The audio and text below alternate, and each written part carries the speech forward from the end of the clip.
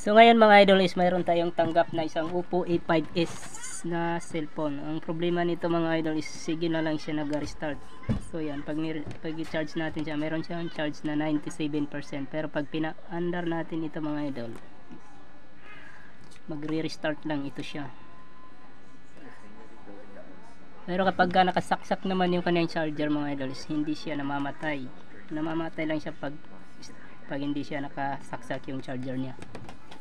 So ngayon mga idol, isi-share ko sa inyo kung paano ito siya aayusin. Para nang sa ganun, hindi na kayo mapirahan pa sa inyong mga cellphone at pwede nyo nang DIY yung inyong mga sariling cellphone. Ayan. So makita niyo mga idol, hindi siya namamatay. Kapag binunod natin yung charger niya mga idol, is automatic mamatay yan siya. Minsan din may ilang minuto pa bago siya mamatay. Tapos magbalik-balik na lang siya under. Ayan, tingnan niyo mga idol, namatay na siya. Ayan, so sige na lang yan siya mag-restart ngayon mga idol. Balik-balik na lang yan siya. Start. Ayan, sige lang siya start mga idol. Pero pag sinaksak natin yung charger mga idol at pina-under natin, hindi siya namamatay. So ngayon tatanggalin natin yung kanyang cover. At titignan natin kung ano yung kanyang problema. So para sa inyo pa naman mga idol, hindi sa lahat ng mag-start na cellphone. Kasi ito yung cellphone nito mga idol, alam ko na kung anong problema nito. Visit lang talaga ito mga idol. Para sa mga nakakaalam nito, ito visit lang talaga. Ayan, so kailangan muna nating tanggalin yung kanyang problema niya.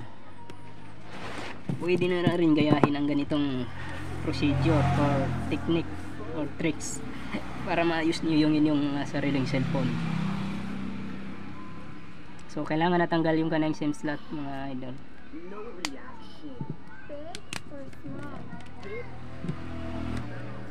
I-disconnect natin yung kanyang battery. At kailangan din natin siyang tanggalin. Tanggalin natin yung battery. So hihilain lang natin itong silopin na green. Pero kung mahirapan kayong tanggalin, huwag nyo na lang tanggalin. Ito na lang yung tanggalin nyo.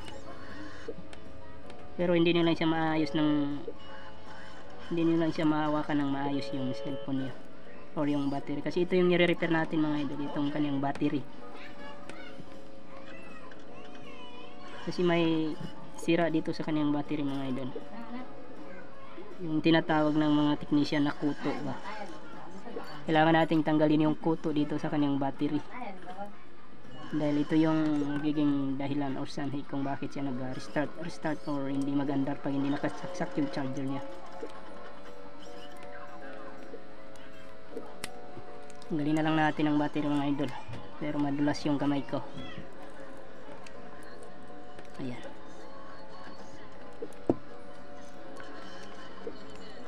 Ayan, mahirap tanggalin ka.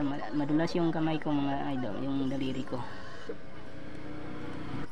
Grabe, pawis na ako mga idol dito.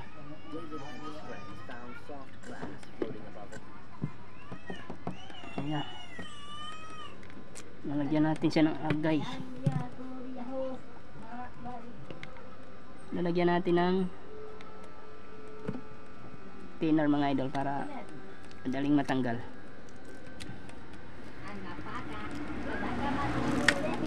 Okay.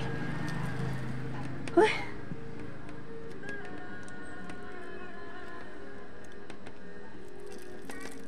Grabe ka. Grabe ka taga sa batiran.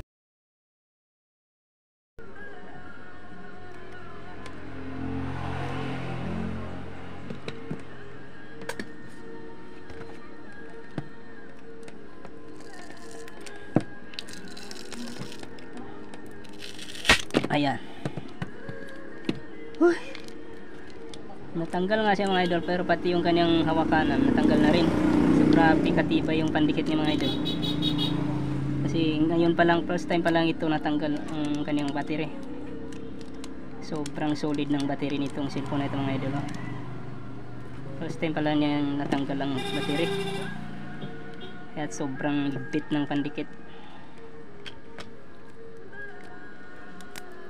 So pag nilagyan nyo ng thinner mga idol, kailangan yung hinahinayan nyo lang para hindi tumagos doon sa LCD yung thinner. Kasi pag tumagos ang thinner sa LCD, mahirap tanggalin. Matagal pa bago matuyo yung thinner sa loob ng LCD. Ito ito talaga yung kailangan nating tanggalin mga idol, itong kanyang mga tape na blue or yellow.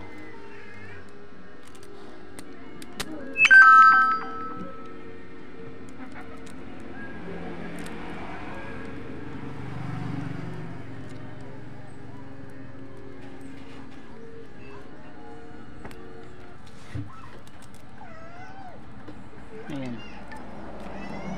So ngayon nahubaran na rin natin mga idol, ito yung kailangan nating tanggalin. Papakita ko sa inyo.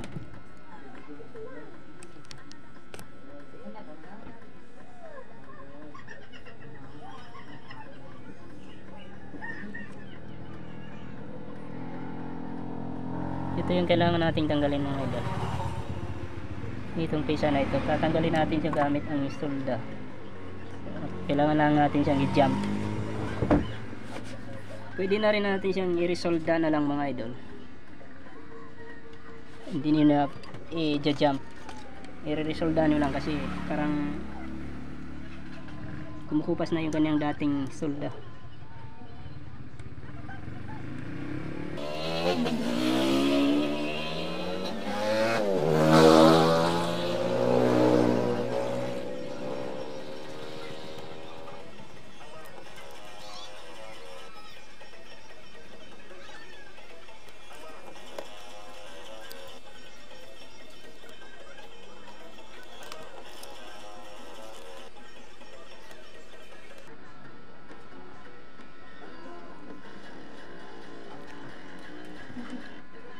Ayan, so hindi ko na siya tinanggal mga idol. Yung ginawa ko, i-resolda ko lang siya. So kailangan nating lagyan ulit ito ng tape.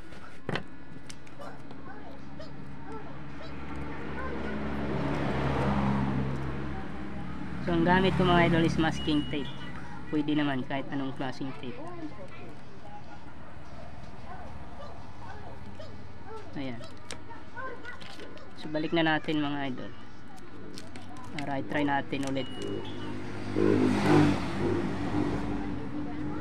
Kung hindi na ba siya magre-restart pa. 360 per million followers. So million congrats. 265 million followers. Mercedes. 385 million followers. Tesla. 665 million followers. Toyota. 399 million followers. Supertruck. 496 million followers. So ayan, tingnan niyo mga idol, hindi na siya nagre-restart. 615 million followers. My God. Ayan, so kahit hindi na nakasaksak yung kanyang charger mga idol, makikita niyo nag-on na siya, steady na siya, hindi na siya naggaloko-loko. 270. Ayan, so ang totoong charge pala niya mga idol is 54% lang kanina. Kung makita niyo 97%. Kasi nga barado yung daloy ng kuryente doon sa battery. So ayan, okay na yan siya mga idol.